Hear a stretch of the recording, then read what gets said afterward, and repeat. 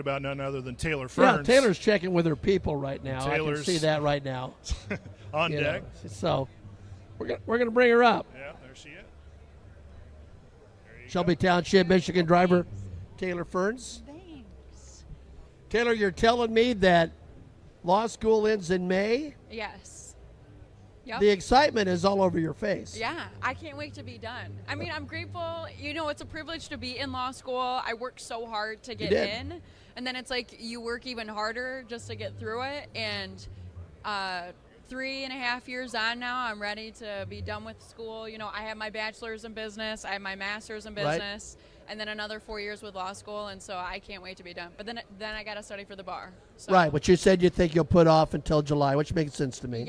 Yeah, from July to do February instead of July. Right. But yeah.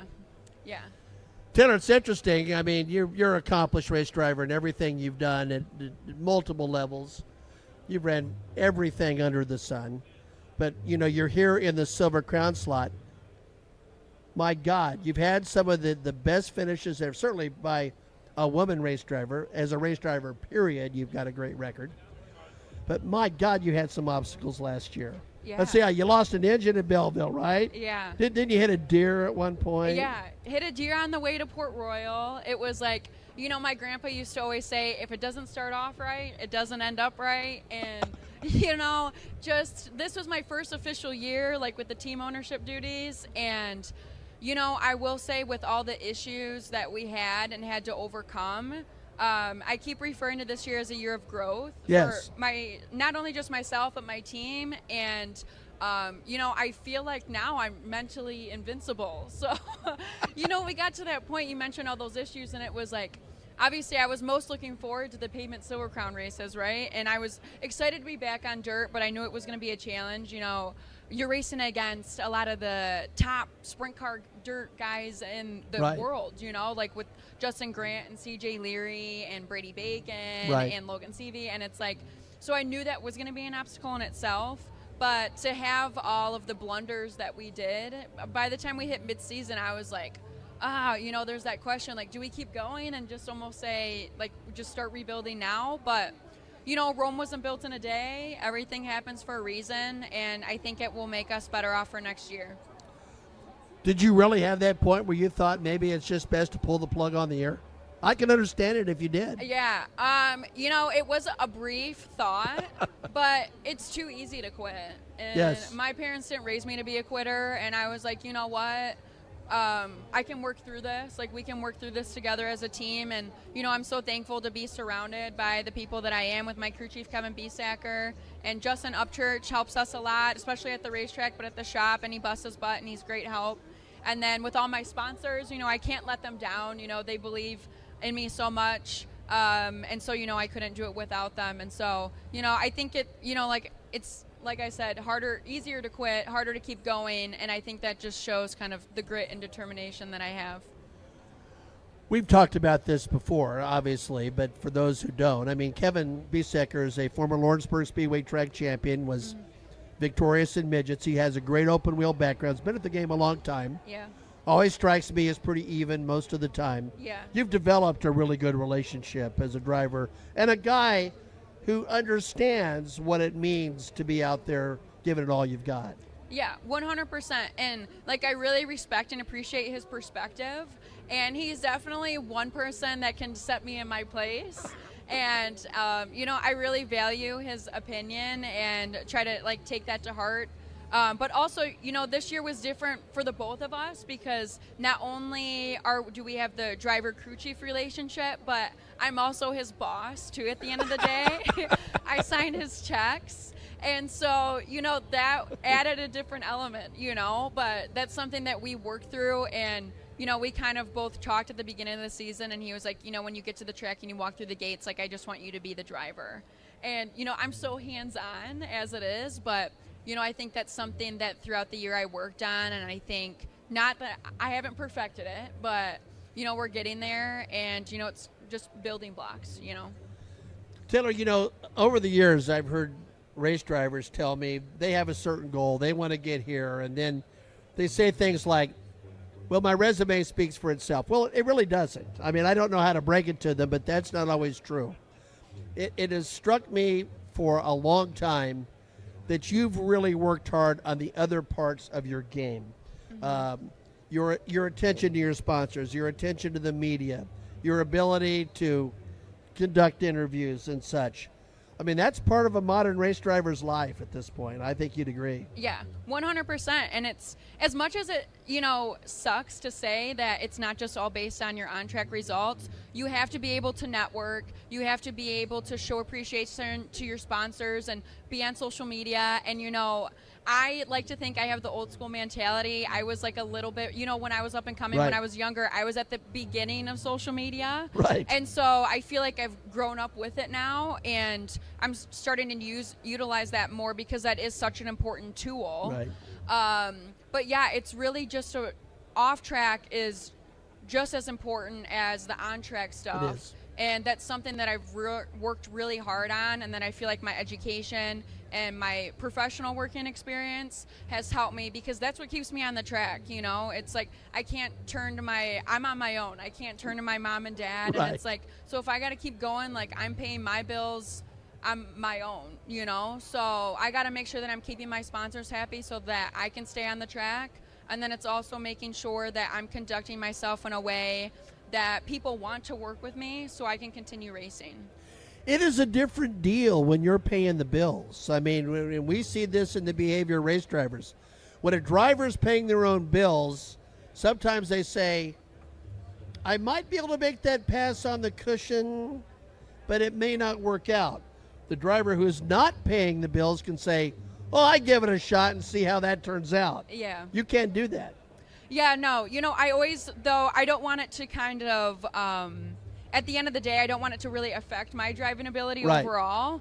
I still want to be aggressive in ways, like with respect. Right. If you can be aggressively You respectful. can, but you can.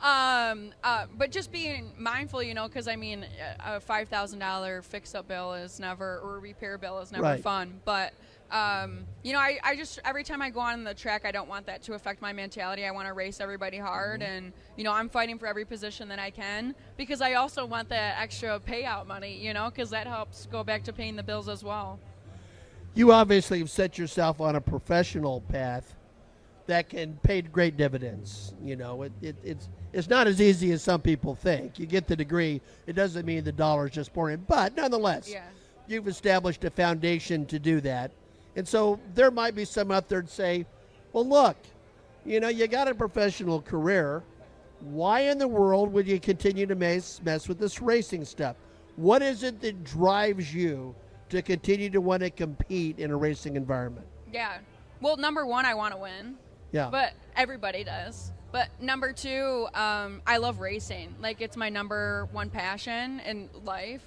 And, I spent those 3 or 4 years, I took off from racing to go and get my bachelor's degree. Right. And so I know what it's like to not have racing in my life at all. And, I very much went in limbo. Like, I didn't go to the racetrack. I wasn't involved at all. Right. I kind of just. Did you have to stay away? Yeah, it was hard. I would try to go to local races to support the Armstrong boys, Right. Caleb and Dalton and Dakota, and it was like every time I'd go and then I'd come back, it was like I'd get right back into that like negative state, I'd say. And it was really hard for me to be there, and so I don't want to go back to not being involved in racing at all. I'm just obsessed with it, and so I work every day to try to be not only the best person but the best driver, the best team owner that I can. I work out at Pit Fit, train there religiously, and love working with Jim Leo and the crew that they have there. Right. I have my They'll work you out. Yeah. Oh yeah, and I love it. As weird as that sounds, I love going to the gym and working out. They make it fun. But they bust your butt. And aside from that, I have my Speed Sport column. So, I work Right. hard with Ralph and Mike and Grace at Speed Sport. And, I love doing that. So, I think for me, it's been finding my passions in life and then incorporating like my education and my work experience. And it's just a culmination of that. And, at the end of the day, if you can do what you love, there's nothing, and get paid for it, there's nothing better than that. We saw Dakota obviously more in 2023, Dakota Armstrong, Yeah. who had obviously had some time in NASCAR, particularly Xfinity and Truck Series, ARCA, with success. Do you want to beat him more? Oh yeah, I just had a conversation with somebody about this yesterday. It's like you could be racing your teammate for last, but it's like as long as you beat your teammate, you're still. I mean, you're not satisfied with second to last, but if you beat your teammate, you're like, oh, you know what, team car, similar setup, we're good. But Do you talk trash? We're pretty nice. Dakota and I are pretty nice to each other. Some of like Dalton and I normally would give each other crap more. But we all work together. They're like my brothers, so I love them to bits. And we work really well together. We're like sounding boards, and so I love that work environment. And then it's also great when your teammates are really competitive too, because it pushes me to be better and up the ante a little bit. What's the end goal? The end goal is as long as I am racing and for as long as I'm driving, as long as I can compete in a really competitive manner and hopefully still winning races, podiums. I have that Silver Crown win that's eluding me right now. Been close. Yeah, but hopefully we can knock that off the checklist next year. But, I'm going to be involved in motorsports for the rest of my life, I hope and I think. Whether that's a driver or as a team owner or maybe working in motorsports law, we'll see. But I'm kind of the type of person, I don't want to plan too far ahead because I feel like life throws you curveballs. So I'll just keep working at what I'm doing and, hopefully stay in motorsports for the rest of my career. It's a good point because there's a lot of people involved in motorsports law. There's several people that are movers and shakers in the industry, so maybe you'll be one of those. Yeah, no, exactly. And I've been working a lot with Lori Eberhardt with Apollo Sports and Entertainment, right? And she's awesome. So I definitely look up to her not only for legal counsel but also professional advice and career advice. So we'll see what happens. Are we working together tomorrow? We are. So you're going to work the red carpet, and I am. How about that? Are you excited? Yeah, no, I'm excited. When Spridge texted me about that the other day, he goes, "We need a good talker," and I was like, that's one of my many talents. So it should be fun. I'm looking forward to it, and I think maybe it'll give people, all the drivers, you see us on the screen racing, right? And so we all have our own like individualized personalities, and so maybe like people will see another side of me tomorrow and bring out the lightheartedness of everybody. Well, that's exactly what is important. I think you and I are on the inside, you at even another level than I am, but I know a lot of these people. A lot of these people. The other side of them that we don't see. Right. And to me, that's always been one of the most interesting things about the sport. Yeah. I've much been more interested in the people than I am the mechanics of it. That's just me. Yeah. But this will be fun for you because this also brings your talents together. The sport, the people. Yeah. And you can talk. Yeah. Well, thanks, Pat. That's a big compliment. No, but I think like you, I am like really interested for some reason in human behavior and like how to interact with people. Right. And so I think and everybody has, like, as human beings, we all have our own individualized stories. Yep. And so it'll be cool to also bring out like the lighter side of people tomorrow while also like sharing a glimpse of who they are and their accomplishments and their stories themselves. In a concise manner, right? Because we don't have all day, but. No, I'm looking forward to it. I think it's going to be a lot of fun. Yeah. So you're all set for next year? Full boat or not? We'll see what happens. Okay. I'm going to take it race by race, and, I'm going to race as many as I can. Hopefully it's all the races. Will you be at Toledo? Oh, yeah. Okay. I'll be there. That's the one that I highlight on my list. Sure. That's one you think you can get. I think so. We'll see. I don't want to jinx it. We'll see. I mean, we went fast there. So I think we'll be really competitive, be able to run up front. And we'll see what happens at the end of the. We'll send a convoy in front, clear all the deer out. Yeah. Make sure your power plant's in good shape. Yeah, geez. Well, I came up to you at Port Royal, and I was like, we need to have a reality show. I was like, yes. Kill the deer on the way. I got one on the way to Springfield one year with Richie Murray, so we both been there. Oh, yeah. Yeah, knocked the front end out of my brand new truck. I totaled mine. Yeah. So, I mean, it definitely could have been worse in my scenario. So I can tell this story now. I don't know if you can hear it, but so we had a deer on the way to Springfield. We got towed to a truck stop, and we're sitting there. It's like 2 a.m. Yeah. And every Uber driver comes up to take us to our hotel, Yeah. turns around and says that's too far. Yeah. Richie's on his computer, Yeah. and we're sitting there, and all of a sudden he goes, well, hey, that was Chad Kavanaugh. Yeah. I said, what? I said, Richie, he would have given us a ride to the hotel.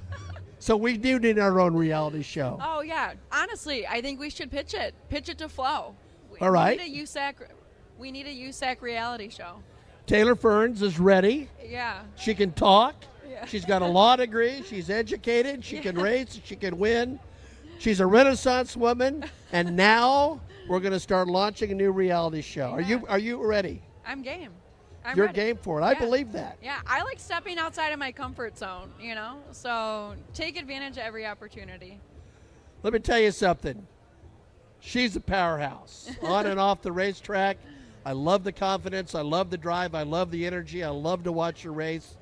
And we all hope that she gets the victory lane. Taylor, it's always great to see you. And we'll thank see you tomorrow night. Thanks so much. Good it's great to see you, good to Pat. good to Love see you chatting too. with you. Thanks, guys. All right.